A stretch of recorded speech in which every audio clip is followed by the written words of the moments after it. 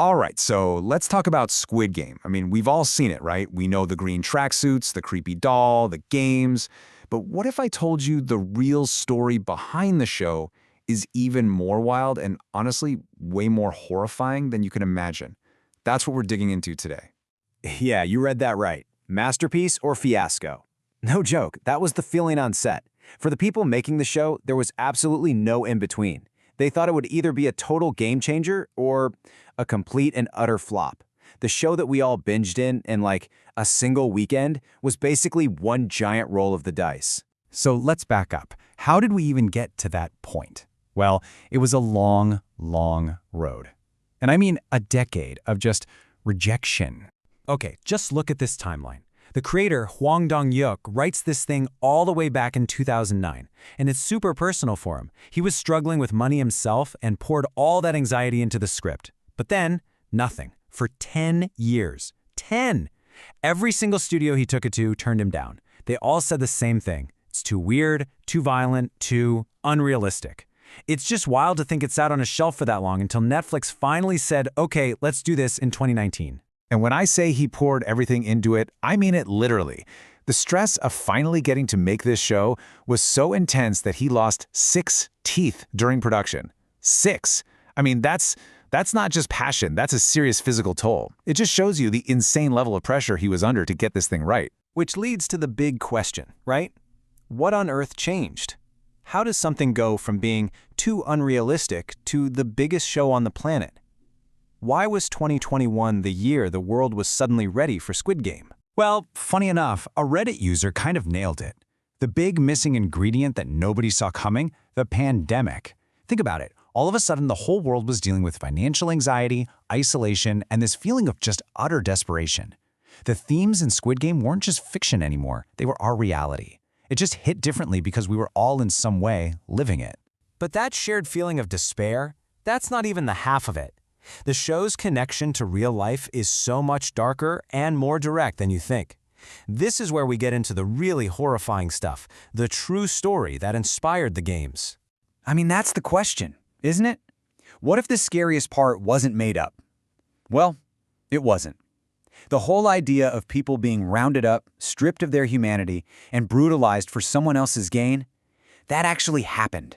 So let's break this down. On the left, you've got Squid Game. On the right, you've got a real place called the Brothers' Home from the 70s and 80s in South Korea. The government wanted to clean up the streets, so they rounded up thousands of people, homeless people, people with disabilities, even just random kids, and threw them in this facility. What happened inside was just unspeakable.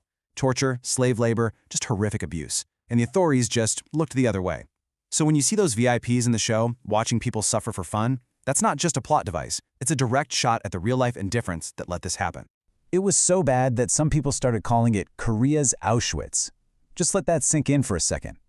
Suddenly, Squid Game isn't just a gory TV show, is it? It's a reflection of a real, buried national trauma. Okay, so let's shift gears a little bit. That dark history isn't just in the plot. It's woven into every single visual detail of the show. We're talking hidden meanings everywhere you look. The masks are probably the best place to start. Super simple, right? Circles are the grunts, the workers, triangles are the soldiers with the weapons, and the squares, they're the bosses, the managers. But here's a cool little detail. Some fans figured out that those shapes also look like letters from the Korean alphabet that spell out Ojingyogain, which is, you guessed it, Squid Game in Korea. And it's not just the visuals, it's the names too. Kang Sabyok's name literally means dawn, which is just perfect for her character who's all about hope and a fresh start. And then, heartbreakingly, Ali's name simply means servant, which, yeah, pretty much spells out his tragic journey of being used by everyone.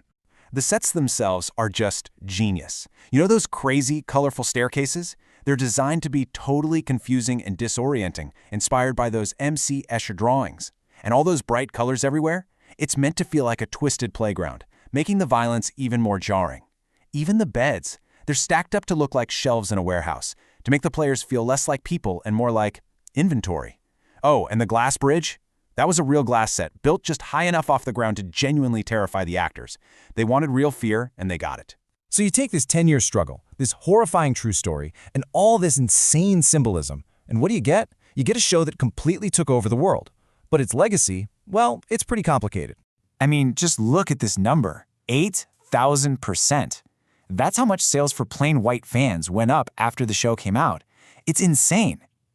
Suddenly, the look of the show wasn't just on your screen, it was a massive money-making machine. And it wasn't just the shoes, right? The show was just everywhere. You couldn't go anywhere on Halloween 2021 without seeing a green tracksuit. Suddenly, everyone was trying to learn Korean on Duolingo. They even made a real-life Squid Game competition. And the fan theories online? They were absolutely endless. Speaking of theories, one of the biggest ones is about Ji-hoon's future. You know, after he wins and dyes his hair that bright red? The theory is that he's not going to take down the games. He's actually on the path to become the next frontman. Just think about that, the ultimate tragic irony. It just proves how much people were thinking about this world long after the credits rolled. And that really brings us to the biggest, most complicated question of all. You have this story that is a scathing critique of capitalism, and it becomes one of the most successful, most profitable products in the world. So does that make its message more powerful? Or does it just become another piece of the giant system it was trying to criticize? It's a tough one to answer. Thanks for digging into this with me.